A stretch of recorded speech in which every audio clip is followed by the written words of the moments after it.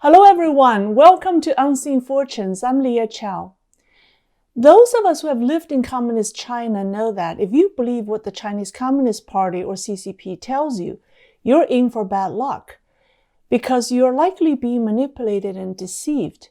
And the worst is you don't know that you're being manipulated and deceived because you don't know what you don't know. For example, if you talk to Chinese who were born after 1989, the year of the Tiananmen Square massacre, they probably don't know what Tiananmen Square massacre was. This is because it's not mentioned in any of the Chinese books. People don't talk about it, and it doesn't exist on the internet in China. A friend of mine did an experiment 10 years ago. He Googled Tiananmen Square massacre and got over 900,000 search results. He did the same search on the Chinese search engine and got only 4, of which 2 are not related to the actual event. Of the 2 that are related, it's called a myth by the Chinese official propaganda. So with that, a whole generation of Chinese people don't know about this piece of their own history. This is called censorship. And the purpose of censorship is to manipulate public opinions. Only people who hunger for power want to manipulate, and they usually hide their intention and do it in disguise. Another good example that we can all relate to is the current pandemic that we're all suffering from. Again, information about the outbreak was manipulated by the Chinese Communist Party to deceive and misinform. Again, the world didn't know what it didn't know until the situation got out of control. It was covered up, and you couldn't tell. But those who like to manipulate usually leave some traces of evidence, and sooner or later, their real intention will be exposed. Just like when the Chinese Communist regime forbade its citizens to travel to the capital city of China, Beijing, but allowed Chinese people to travel around the world, we should have paid attention and caught them then. So, what do they have in common with CNN? Well, just like CCP, CNN manipulates public opinions, and just like CCP, CNN does it in disguise. CNN is a media whose job is supposedly to give us unbiased information about the world we live in. But their goal is no longer to inform the public objectively, but rather to shape public opinion to serve their purpose and to meet their political goals. A couple of days ago, James O'Keefe and his Project Veritas started to release audio recordings of conference calls between CNN President Jeff Zucker and his senior leadership team. Apparently, O'Keefe's team has been recording CNN's 9 a.m. calls for 2 months. And in the first couple of audio releases, it's more than clear that CNN is not focused on bringing truthful journalism to the public, but crafting news pieces to meet their political agenda. In one of the audio clips that's released online, a CNN reporter was heard discussing how important it is for media not to give Donald Trump too much of a platform. And the CNN producer was talking about using the 9/11 terrorist attack as an anecdote to pressure Trump to transition power. CNN is upset about the audio release, and they called it a felony and said that they have contacted law enforcement to take action. But CNN themselves have released Melania Trump's private conversation that was secretly recorded. So I guess at worst, it's felons fighting with other felons. President Trump has tweeted O'Keefe's audio release and called CNN suppression media.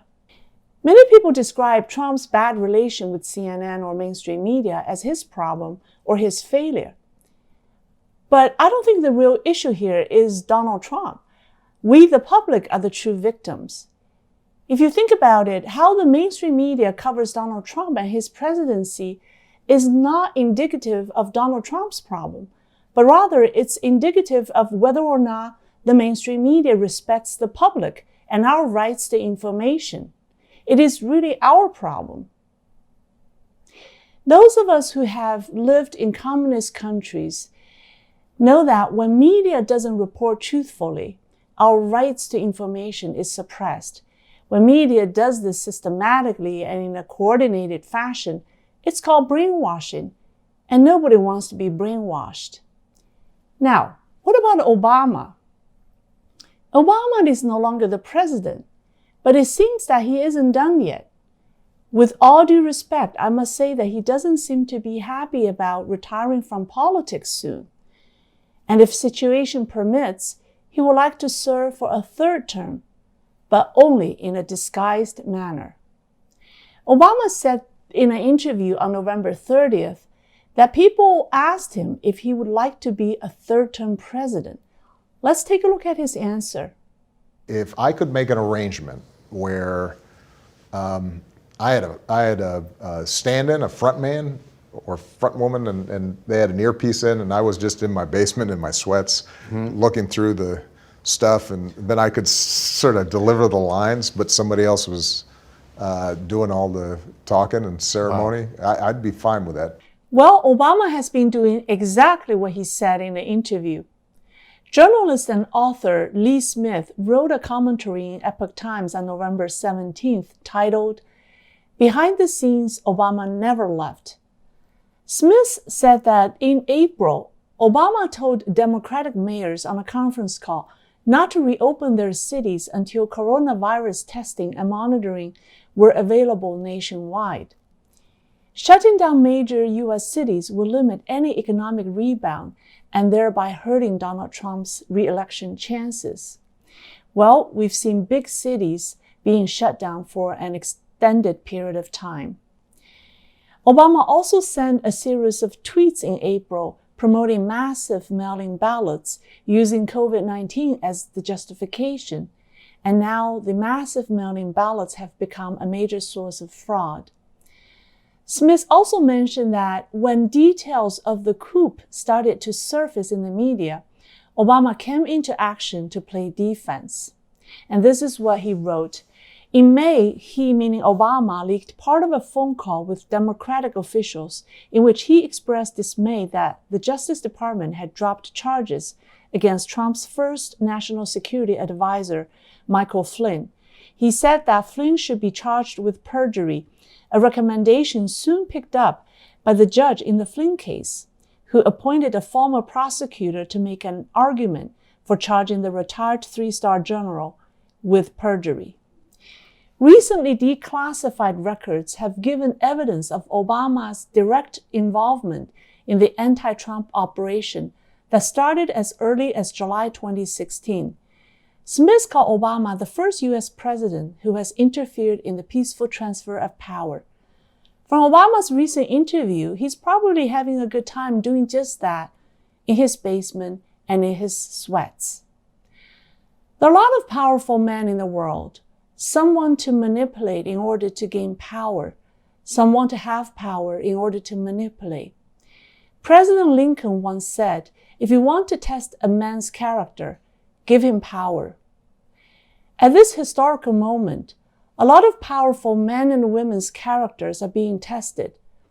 But I'm very optimistic that there are a lot of good, powerful men and women out there who will use their power to do the right things for themselves and for our country.